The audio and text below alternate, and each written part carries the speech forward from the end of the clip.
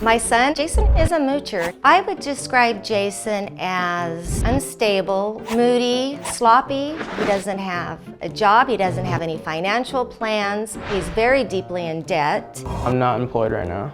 I am making some money playing online poker. I spend my money on clothes, new rims for my truck, stereo stuff, and going out to the bars, drinking away.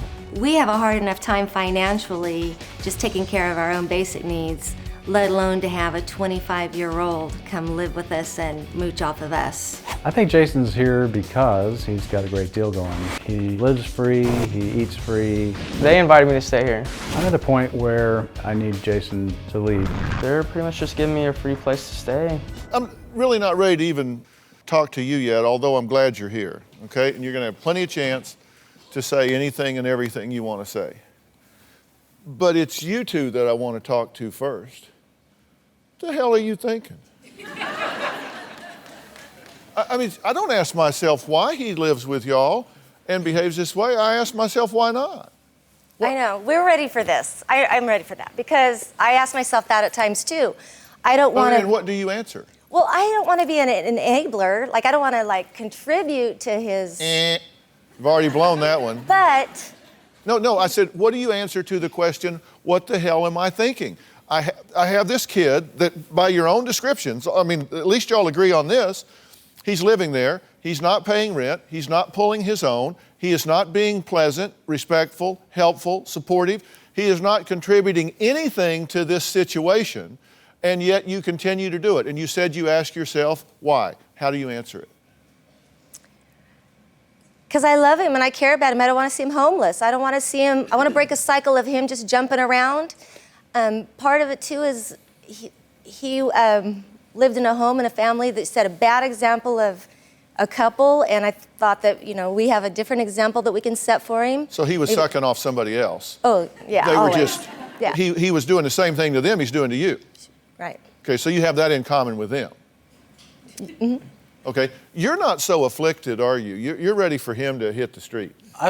We've had Jason in our home about 8 months, and we have a blended family, 9 children together.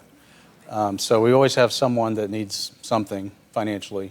You don't think he ought to be there? He needed a short-term fix. He needed a place to get a job, set some direction, he needed to get back in school. I was thinking 1 month, 2 months at the most. Y'all understand, we're in some pretty tough economic times right now, right? Sure. And they're likely to get worse before they get better. So every dollar counts. And right? we have a lot of children, not just Jason. Well, I understand. Yeah, and so if somebody's going to be somewhere, they at least need to carry their own weight, right? They ought to contribute something to the overall situation, but at a minimum, they ought to at least cover their own expenses, carry their own weight, right? Mm-hmm. That makes common sense, right? Absolutely. But that's not very common in your thinking, but it is common sense, right? It's common sense, and I do think that. I do think that he needs to carry his weight, and in my mind, he does. But you love him and you don't want to abandon him. Well, and I almost look like he's specially challenged in some form that he doesn't know right from wrong, and who can teach him better than his family or...